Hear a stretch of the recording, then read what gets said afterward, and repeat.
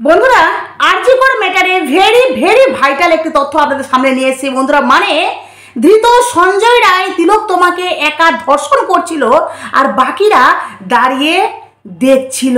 মানে বুঝতে পারছেন কতটা মারাত্মক তথ্য। চলুন আপনাদেরকে পুরো ডিটেলসে বলবো যে সেদিন সেই রাত্রে সেখানে কি কি হয়েছে। চলুন তার সাথে আপনাদেরকে আরেকটি খুবই গুরুত্বপূর্ণ তথ্য দিই যে রামনবমীতে এসএফআই পাহারা দেবে। ওনারা পরিষ্কার বললেন যদি অশান্তি পাকাতে আসে তাহলে বুদ্ধবাবুর ট্রিটমেন্ট দেওয়া হবে, স্পষ্ট জানালেন দেবাঞ্জন। চলুন আপনাদেরকে পুরো ডিটেলসে সবটা বলবো। চলুন।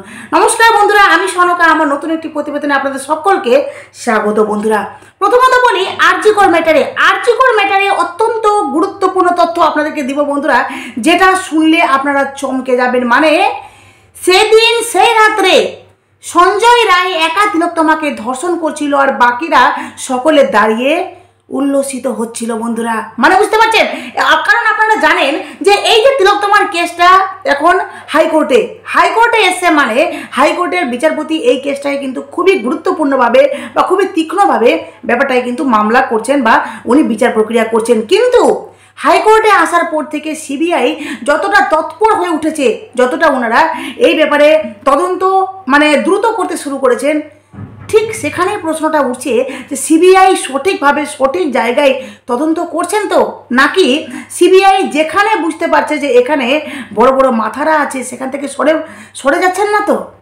মানে কথাটা কিন্তু খুব গুরুত্বপূর্ণ বন্ধুরা। এবার আপনাদেরকে বলি যে এই যে আপনাদেরকে বললাম যে সঞ্জয় রায় একা ধর্ষণ করছিল, বাকিরা দাঁড়িয়ে তামাশা দেখছিল। কেন বলছি, কারণ সিবিআই এই অবধি তদন্ত করে উনি হাইকোর্টে পরিষ্কার জানালেন, মানে সিবিআইয়ের আইনজীবী পরিষ্কার বললেন যে এই তিলোত্তমার মামলাটা বা তিলোত্তমাকে যে ধর্ষণ করা হয়েছে সেটা কিন্তু গণধর্ষণ নয়, সেটা ধর্ষণ, তাই তো। কারণ সিবিআই ইতিমধ্যে মানে এত অবধি তদন্ত করার পর সিবিআই যেটা বুঝতে পেরেছে যে এটা ধর্ষণ, এটা গণধর্ষণ নয়। কিন্তু তিলোত্তমার মা বাবা বারবার দাবি করছেন যে এটা কখনোই সঞ্জয় রায় একা ঘটাতে পারে না, এটা একটা মানে পুরো গ্যাং রেপ, বুঝতে পারছেন। মানে এটা একটা অনেকে মিলে এই ঘটনাটা ঘটিয়েছে বা তিলোত্তমাকে গণধর্ষণ করা হয়েছে। এমনকি যে এটাও বলা হয়েছে সিবিআইয়ের তরফ থেকে যে তিলোত্তমার ঘটনাটা হলো গিয়ে প্রতিষ্ঠানিক খুন, বৃহত্তর ষড়যন্ত্র। তাহলে এই যে সিবিআই একদিকে বলছেন যে এটা ধর্ষণ, আবার অন্যদিকে বলছেন যে এটা বৃহত্তর ষড়যন্ত্র, তাহলে এই দুটোর মধ্যে কতটা মানে কথাটা কেমন হয়ে গেল না, যে এটা ধর্ষণ অথচ এটা বৃহত্তর ষড়যন্ত্র। তিলোত্তমার পিছনে বিশাল বড় ষড়যন্ত্র হয়েছিল। এবার আপনাদেরকে পুরো ডিটেলসে বলছি, একটু মনোযোগ দিয়ে কথাগুলো শুনুন। সিবিআই বলছেন গণধর্ষণ নয়, এখন এত অবধি ওনারা তদন্ত করে জানাচ্ছেন যে এটা ধর্ষণ, তাই তো। তাহলে সঞ্জয় রায় ধর্ষণ করেছেন, অন্যেরা মানে বাকিরা ওখানে দাঁড়িয়ে কি মজা নিচ্ছেন, মানে মজা নিচ্ছিলেন, উল্লসিত হচ্ছিলেন, তাই তো। এটা খুব অন্যায়, এটা অপরাধ। কথাগুলো বুঝবেন বন্ধুরা, যে এই যে বারবার বলা হচ্ছে সঞ্জয় একাই ধর্ষণ করেছেন, তাহলে সঞ্জয় একাই ধর্ষণ করছিল তিলোত্তমাকে আর বাকিরা সকলে হাততালি দিচ্ছিল, মজা নিচ্ছিল, তাহলে এটা তো অন্যায়, এটা তো অপরাধ, তাই না। কারণ এই যে সিবিআই বলছেন গণধর্ষণ, কিন্তু স্পষ্ট করে কথাগুলো ক্লিয়ার করছেন না কোর্টে। সিবিআইকে স্পষ্ট করে বলতে হবে যে এটা ধর্ষণ, গণধর্ষণ নয়। তাহলে এই ধর্ষণ সংগঠিত করার পেছনে গণসংগ্রহ বা গণ অংশগ্রহণ আছে, এটা সিবিআইকে স্পষ্ট করে কোর্টে জানাতে হবে। এটা মানে সিবিআইকে যতক্ষণ সিবিআই ক্লিয়ার করে না বলে ততক্ষণ কিন্তু মানে কোথাও না কোথাও একটা কিন্তু পরন্তু থেকে যাচ্ছে বন্ধুরা, বুঝতে পারলেন। কারণ অনেকে বড় বড় মাথারা জড়িত, আর যখন ধর্ষণের পালা আসছে তো ঠিক একজন করেছে, ওই সঞ্জয় রায় করেছে। তাহলে কথাটা হলো না যে সঞ্জয় সেখানে একা ধর্ষণ করছিল আর বাকিরা সকলে তাকিয়ে দেখছিল, মজা নিচ্ছিল। আর আরেকটা কথা বলি যেটাও খুবই গুরুত্বপূর্ণ, যে এই যে ধর্ষণ বা এটা সংগঠিত একটা ধর্ষণ, এটাও কিন্তু সিবিআইকে মানে খুব গুরুত্বপূর্ণভাবে তদন্তটা করতে হবে, এটা জানানো মানে খুব দরকার, তাই তো। এমনকি যে একাধিক ব্যক্তি জড়িত। আবার এটা ধর্ষণ মানে কি? তাহলে একজনকে সঞ্জয়ের কথা বলছে যে একজনকে ধর্ষণ করতে ওনারা উৎসাহিত করেছেন। বুঝতে পারছেন বন্ধুরা?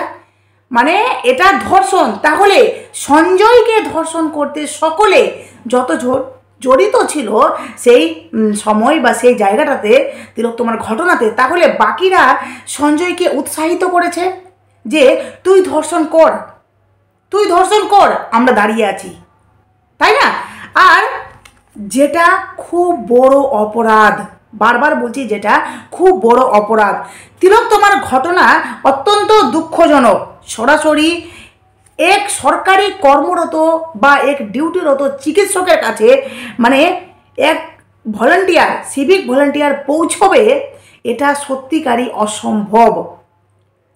এই কথাগুলো আমার কথা নয়, এই কথাগুলো নিজের মুখে বলেছেন আইনজীবী বিকাশ রঞ্জন ভট্টাচার্য। উনি নিজের মুখে বলেছেন যে এক সিভিক ভলান্টিয়ার তিলোত্তমার কাছে পৌঁছে যাবে।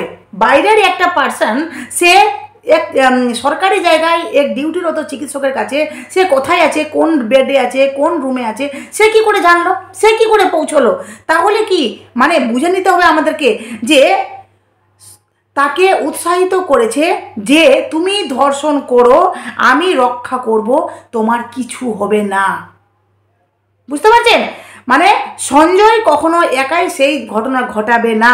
সঞ্জয়কে ডাকা হয়েছে, সঞ্জয়কে সেখানে ইচ্ছাকৃতভাবে পাঠানো হয়েছে, তাকে উৎসাহিত করা হয়েছে, তুই কর, এটা তুই কর, আমরা সকলে আছি, তোর কোনো ক্ষতি হবে না, তোকে কেউ কিছু করতে পারবে না, আমরা তোকে রক্ষা করব।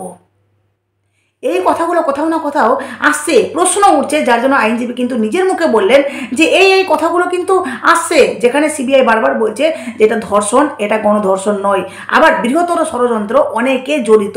তাহলে কথাটার মানেটা কি? আশা করি আপনাদের কাছে কথাগুলো আমি ক্লিয়ার করতে পারছি। এমনকি যে একজন রাজ্যের মুখ্যমন্ত্রী মমতা বন্দ্যোপাধ্যায়, যিনি নিজে এই জনসভায় দাঁড়িয়ে নিজের মুখে বলেছিলেন যে উনি সারা রাত, সেই রাতে যে রাতে তিলোত্তমার সাথে ঘটনাটা ঘটে, সেই রাতে নাকি তিলোত্তমার ঘটনার ব্যাপারে মুখ্যমন্ত্রী সারা রাত জেগেছিলেন, উনি ফোনে মনিটর করছিলেন। উনি কি করছিলেন? উনি কি মনিটর করছিলেন? উনি কি সিদ্ধান্ত দিচ্ছিলেন? মানে এমন কি ঘটনা ঘটেছিল, কি হচ্ছিল সেখানে, যার জন্য মুখ্যমন্ত্রী ঘুমাতে পারেননি, উনি সারা রাত জেগে ফোনে মনিটর করছিলেন। কি করছিলেন উনি? এর উত্তর আমাদের চাই, এর জবাব দিতে হবে। যার জন্য সিবিআই যদি সত্যি ইনকোয়ারি মানে ইনভেস্টিগেশন করেন, তাহলে রাজ্যের প্রধান মানে এমনি কেন বললেন? মুখ্যমন্ত্রী মমতা বন্দ্যোপাধ্যায় এই কথাটা বলার মানে কি, আর এই কথাটা উনি কেন বললেন, এটা কিন্তু সিবিআইকে তদন্ত করে বের করতে হবে। মারাত্মক একটি কথা বন্ধুরা। এমনকি যে এই যে মুখ্যমন্ত্রী ইংল্যান্ডে গিয়েছিলেন, তাই না?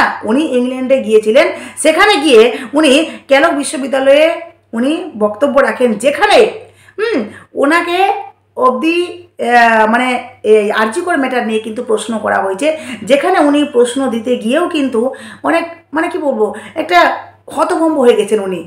সেখানে গিয়েও ওনাকে মানে আরজিকর ম্যাটারের প্রশ্ন করা হয়েছে। আর সবচেয়ে বড় কথা হলো, এই যে মুখ্যমন্ত্রী ইংল্যান্ডে গেছিলেন, উনি কোথায় গেছিলেন আপনারা জানেন? বিশ্ববিদ্যালয় আদতে সেটা বিশ্ববিদ্যালয় কি না সেটা আপনাদেরকে বলছি। যে এই যে বিকাশ রঞ্জন ভট্টাচার্য আইনজীবী, উনি নিজে বললেন যে আমাকে একজন স্টুডেন্ট মানে ওখানকারই একজন স্টুডেন্ট এই আইনজীবীকে ফোন করেন, আর সেই স্টুডেন্ট বলে যে সেটা কোনো বিশ্ববিদ্যালয় নয়, সেটা হলো গিয়ে হোস্টেল, সেটা কোনো রকমের বিশ্ববিদ্যালয় বা কোনো মানে কোনো একটা ভালো জায়গা নয়, সেটা একটা হোস্টেল। আর সেখানে উনি গিয়েছিলেন মদের ব্যবসার জন্য। বুঝতে পারছেন বন্ধুরা? মুখ্যমন্ত্রী ইংল্যান্ডে গিয়েছিলেন মদের ব্যবসার জন্য, যার জন্য মুখ্যমন্ত্রী সেখানে গিয়ে মানে এই যে ভাষণ বা যেটা উনি বক্তব্য রাখেন, বক্তব্য রাখতে গিয়েও সেখানে জনতা তাকে ছাড়েনি, জনতা তাকে প্রশ্ন করেছে আরজিকর ম্যাটার নিয়ে। এটা মানে এটা একটা অবাক করা কথা যে উনি সেখানে গিয়ে বলেছেন যে আমি আবার আসবো। বিকাশ রঞ্জন ভট্টাচার্য আইনজীবী বলছেন যে উনি যাবেন, তো উনি যাবেন কারণ মদের ব্যবসার জন্য উনি গেছেন ওখানে। হ্যাঁ, এরপরে হয়তো আবার ডাকা হবে, আবার যাবেন উনি। কিন্তু সবচেয়ে বড় কথা হলো এই যে ধর্ষণ নিয়ে কথাটা উনি বলেছেন, এই আইনজীবী মারাত্মক কিছু মন্তব্য করেছেন। ধর্ষণ, তাহলে সঞ্জয় কি একা ধর্ষণ করছিল, বাকিরা দেখছিল? কারণ তিলক তোমার শরীরে যে ডিএনএ পাওয়া যায় বা তিলক তোমার শরীরে যেই তরল মানে বুঝতে পারছেন যেই লিকুইডটা পাওয়া গেছিল সেটা অনেকটা 150 গ্রাম। তাহলে বুঝতে পারছেন কতজনের সিমেন্ট ছিল, সেটা কতজনের ছিল, সেটা কি একজনের? হ্যাঁ, অনেক প্রশ্ন উঠছে এই তদন্তের মাধ্যমে। আর যেই প্রশ্নগুলো আইনজীবী নিজের মুখে বললেন বা যেই কথাগুলো উনি বললেন সেই কথাগুলো আপনাদের কাছে বললাম। এবার আপনারাই নিজেদের বক্তব্য এই আমার কমেন্ট বক্সে দেবেন। আপনাদের কি মনে হচ্ছে যে তিলক তোমার ব্যাপারটা যদি ধর্ষণ হয়, হ্যাঁ মেনে নিলাম ধর্ষণ হতেই পারে ধর্ষণ, তাহলে বাকিরা কি করছিল? তারা সঞ্জয় রায়কে ডেকে সেখানে ইচ্ছাকৃতভাবে উৎসাহিত করে তাকে পাঠানো হয়েছে যে তুই যা, তুই ধর্ষণ কর, আমরা আছি তোর পিছনে রক্ষা করার জন্য। এবার আপনাদেরকে বলি রামনবমী, কারণ সামনেই রামনবমী, তো রামনবমীতে পাহারা দেবে এসএফআই।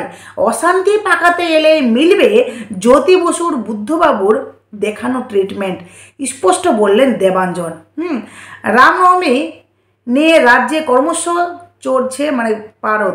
মঙ্গলবার সকালেই সেই কাউন্টডাউন শুরু করে দিয়েছে বিরোধী দলনেতা শুভেন্দু অধিকারী।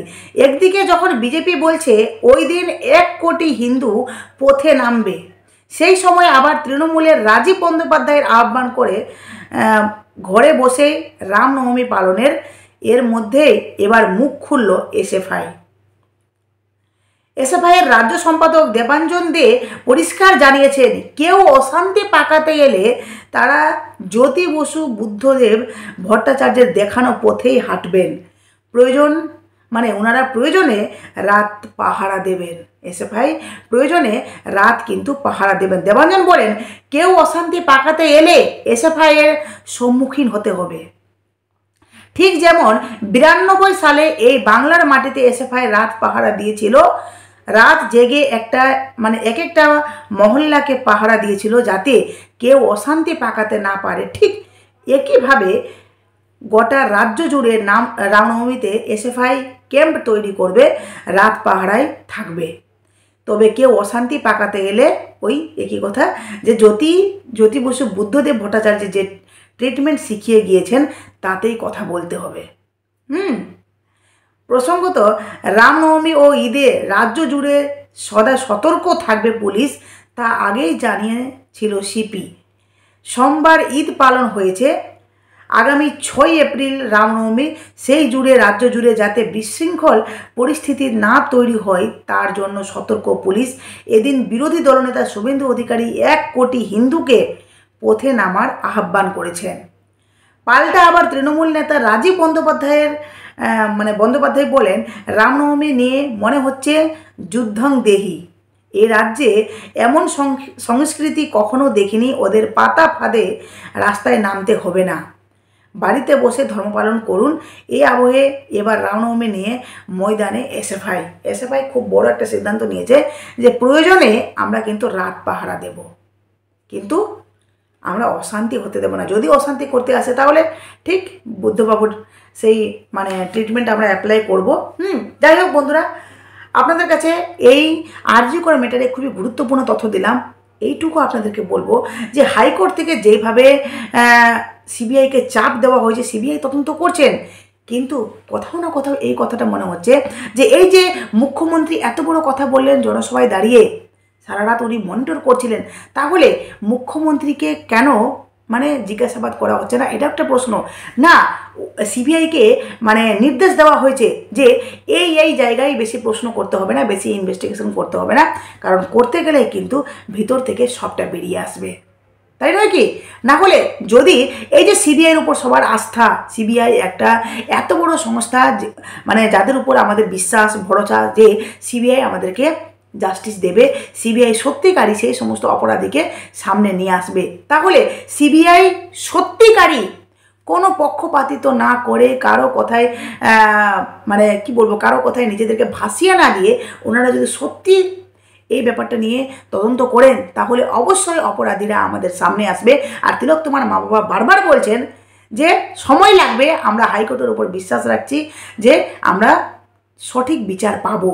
আমরা এটাই রাখছি যে হাইকোর্ট সত্যিকারই আমাদেরকে সঠিক বিচার দেবে, তিলোত্তমা জাস্টিস পাবে, অপরাধীরা সামনে আসবে। কিন্তু দেখা যাক আগামীতে কি হচ্ছে, কারণ সিবিআই কতটা ঠিকঠাক মতো তদন্ত করছেন।